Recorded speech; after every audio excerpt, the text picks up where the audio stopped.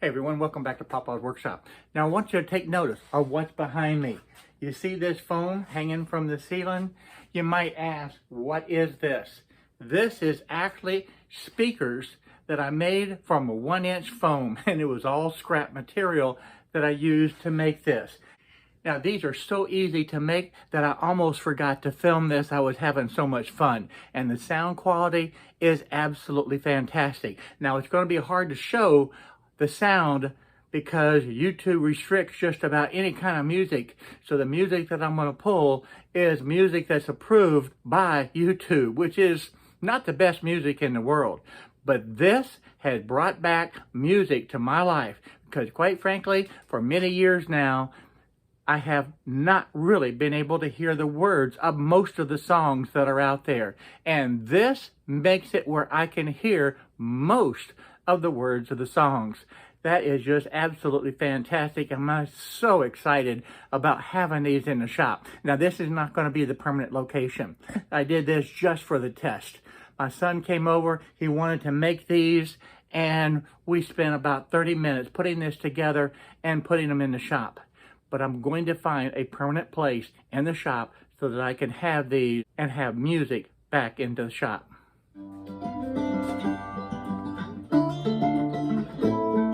You can hear the high pitch, you can hear the low pitch. Now this one has a little bit more of the higher notes. So what does it take to make this work? Well, you need these little resonators right here, and you need to be able to put them on the foam, attach the wire, keep the wire away from the foam itself, and you need to have a little amplifier. Now this is a small Bluetooth amplifier that I'm using, and it works fantastic. I'll put a link to this and the resonator in the description below. Now what kind of material can you use to make these? Well, it turns out almost anything. Now I'm using this foam because I have it left over and it works extremely well. But while we were literally playing around in the shop, now I set these little exciters on the workbench and it had a pretty good sound. We tried it on some cardboard and that worked as well. You can use almost anything that you want to be able to make these type of speakers. So look around to see what you have in your shop and give it a try. You can also use sheetrock. Yeah, that's right. You can use sheetrock. If you have the acoustical ceiling tiles, you can even use that. So you're not really limited by the material, you're limited by your imagination. The scrap 1-inch foam that I'm using started out as a piece that was 48 inches wide by 32 inches. All I did was cut it in half. So I made two pieces, each of them 24 by 32, and that worked good. The next step is I wanted to cut these corners off. So I just grabbed a 1-gallon paint can, marked it, and was able to cut the foam. Now I did not sand the corners, and you should sand the edges of the foam. I didn't do that. We were in a rush to be able to put this together and see how it worked. I used a utility knife to be able to cut the corners off. I did not want to have this foam dust scattered around the shop because, quite frankly, I'm working on an epoxy project right now and could not afford to have that dust floating around the shop and getting into the epoxy. So the utility knife worked fantastic to be able to cut these corners round. And again, you must sand the edges of this foam to be able to get the best quality. Now this corner actually looked pretty good. All of my corners did not look this good, and I had some ragged edges. Those little ragged edges, yes, they vibrate. And if they vibrate, they're going to lessen the quality of the sound of the music. That's the reason that you want to be able to sand all of the edges. You want to be able to get rid of all those little loose edges that's going to do the unwanted vibration. Next, you need to be able to have a way to be able to attach this to the ceiling. One of the easiest ways is if you have some 2-inch long Carter pins, you can use that. Well, I don't have any 2-inch, but I do have some copper wire. So I decided to make my own.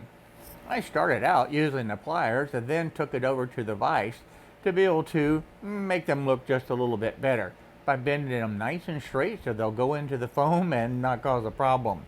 So this worked out real well. All I did to make them was just find some scrap copper wire that I had laying around the shop, and I found a piece that was one of the ground wires, so there was no insulation on it. I straightened out the piece, measured it to be able to get 4 inches. That way, when it's bit in half, I'll have a 2-inch cotter pin. Basically, it's just made out of copper. So I measured this first one, cut it, and now I can use this as a guide and cut all the rest that I need. I only have to measure once, and I can have all the pieces that I need. Now, there's no real scientific method to be able to put these pins in. All I did is just measure over to the side. Now, I had this pre-cut area that was 8 inches, so I just measured 8 inches over from that point, and then I just backed up 3.5. Okay, you could put it anywhere that you want, but since the edges were already rounded, I really couldn't measure from the edge, so I used another reference point to be able to get the location. So I just used a marker to actually pinpoint exactly where I wanted to be able to put in my copper cotter pins. And then I just used a small nail to be able to create the hole. I didn't want to use the cotter pin because I wanted the hole smaller than the cotter pins itself. But I did want to have a hole for it to be able to slide down. This nail worked perfect. The next step, I took some Starbond CA glue. Now this is the thick, and I coated this copper cotter pin on both sides. I want to have a good amount of the CA glue on there. And then I just stuck it into the foam. So the big question is, will the CA glue melt the foam? Well, no, it will not, but it will create a fantastic bond. This proved to be a fantastic way to be able to attach these hooks to this foam. It worked fantastic, actually better than what I had hoped for. Okay, I forgot to hit record when I soldered on the wire to these little exciters. But here's the finished results. To be able to attach the wires onto the back of the little amplifier, it has a place where the wire literally just sticks in, and then you take this little cap and screw it on. It doesn't get much simpler than this. You don't need any type of plug-ins. Just literally stick the wire into the slot and screw on the cap.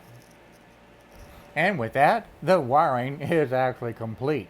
It is a very simple operation to be able to do that. Now on this little amplifier, you do have the ability to add additional items to this.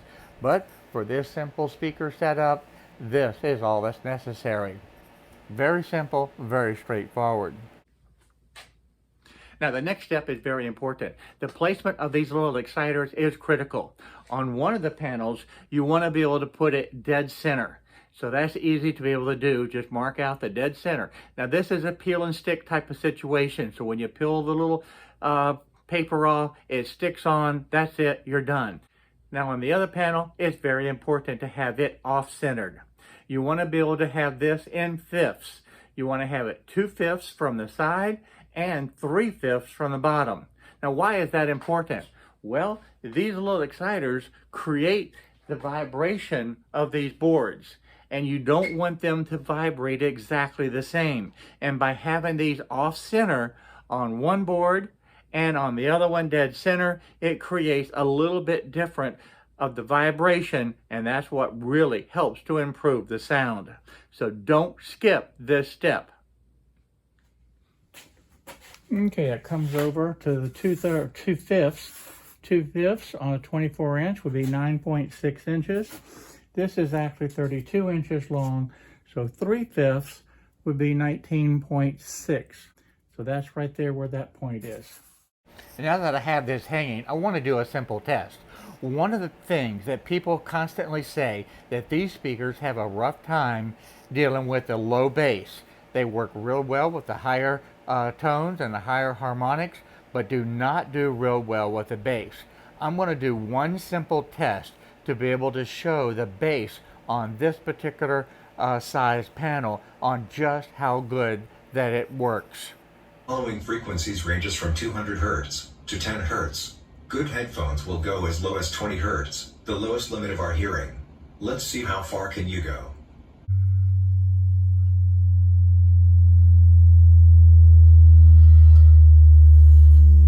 I think that is fantastic. Now that little bit of vibration that you heard was from chain that I used to hang this. Guys, do not use chain. I immediately swapped this out to be able to attach it with string, and it really made a huge difference. The chain that I had on here really caused some unwanted vibration. I swapped out, put this string on there, and it absolutely made a huge difference. So use the string like this. You can use a nylon, anything but metal. Now the music that I'm using to be able to demonstrate these speakers to you is all copyright free and royalty free music. Now these are music that has been included in the iMovie app to be able to do the video editing, so I know that it's safe for YouTube. But I encourage you to try this and get some real music, and you're going to love how it sounds.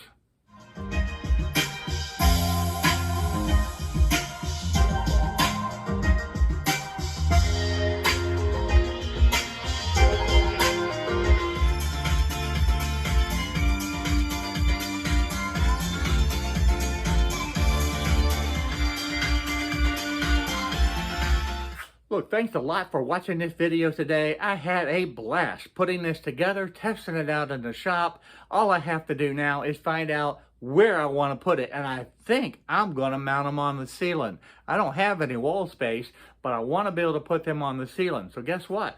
I'm going to add 2 more pins to the bottom of each one of these so that I can suspend it to the ceiling and have these, instead of hanging vertical like this, they'll be horizontal or parallel to the ceiling. I think that's going to work out real well because I still have some ceiling space.